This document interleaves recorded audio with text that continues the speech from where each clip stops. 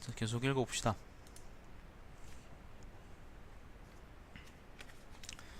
자, 권 15 육국연표 제3입니다. 육국연표의 서문입니다. 육국이라는 거는 뭐 시황제 빼고 나머지 전국시대 이야기입니다. 이렇게 태사공이 진기를 읽었는데, 진기라는 건 뭐 진나라의 역사서겠죠. 진나라의 역사서만 유일하게 남아있답니다. 다른 나라들의 역사서들은 불태웠답니다. 자, 진기를 읽었는데 견융이 유왕을 격파하자, 이거 동주서주 교책이죠. 주나라는 서동쪽으로 가서 나급으로 천도하고, 진나라의 양공이 처음으로 제후에 봉해져서 서치를 세워서 상제를 제사 지냈다는 부분에 이르러 참람하게도 예를 범한 흔적을 발견하게 되었다. 예기에서는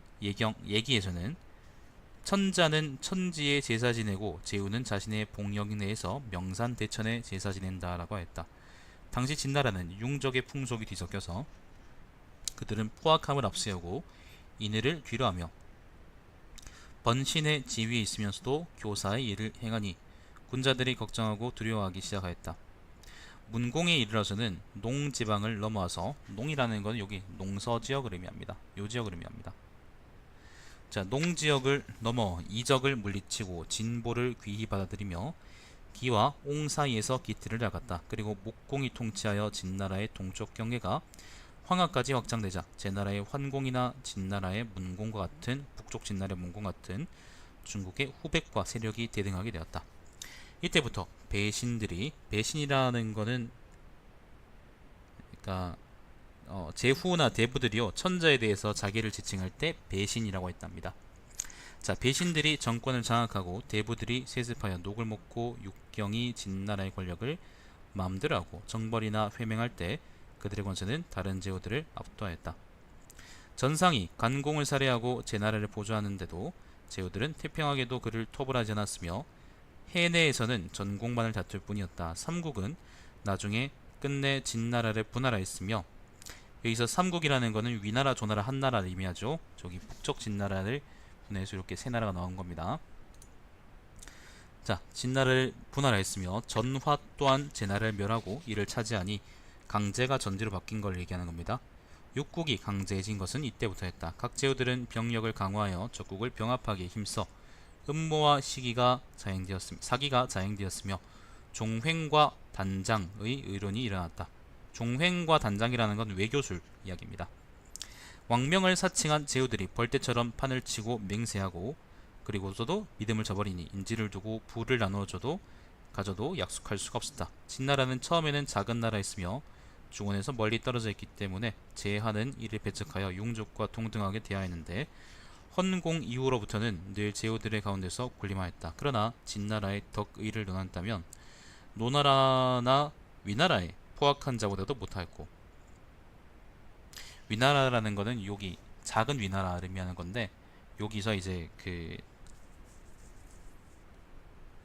폭군들이 몇이 있거든요. 자, 진나라의 병력을 재보면 삼진의 강대함만 못하였으나 그럼에도 불구하고 삼진이라는 건 위조 아닙니다. 불구하고 마침내 천하를 병합한 것은 반드시 진나라의 지리적 위치가 험고하여 형세가 이루었기 때문만은 아니니 아마도 하늘이 도왔던 것 같다. 누군가 말하기를 동방은 만물이 처음 나는 곳이며 서방은 만물이 성숙하는 것이다 라고 하였다. 무릇 먼저 일을 시작하는 사람은 반드시 동남에서 일어나고 실제적인 효과를 거두는 곳은 언제나 서북이었다. 그러므로 우는 서강에서 일어났고 탕은 박에서 일어났으며 주왕조는 풍과 호를 근거로 하여 은을 정벌하였다. 진나라의 제왕들은 홍주에서 일어났고 한나라가 일어난 곳은 촉과 한이었다. 그러니까 서북 쪽에서 뭔가 큰 일들이 항상 된다, 그런 말이에요. 진나라는 천하를 병합한 후에 천하의 시경과 서경을 불살라버렸는데 특히 제후들의 사기가 가장 심하였다. 이 제후들의 역사책이요.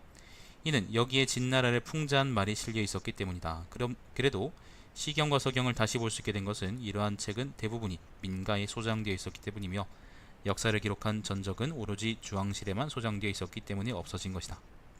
애석하구나 다만 진기만이 있으나 1월이 기재되어 있지 않고 문장도 극히 간략하여 완전하지 못하다. 그러나 전국시대의 권변의 방법은 역시 채용할 만한 것이 있으니 어찌 상고의 것만이 반드시 볼만하다고 하겠는가. 진나라는 천하를 얻은 후에 포악한 행위가 많았다. 그러나 세태가 바뀌면서 그 법을 새롭게 고쳐 큰 효과를 거두기도 했다. 전하는 말로 후왕을 본받는다라고 했는데 이것은 무슨 이유일까?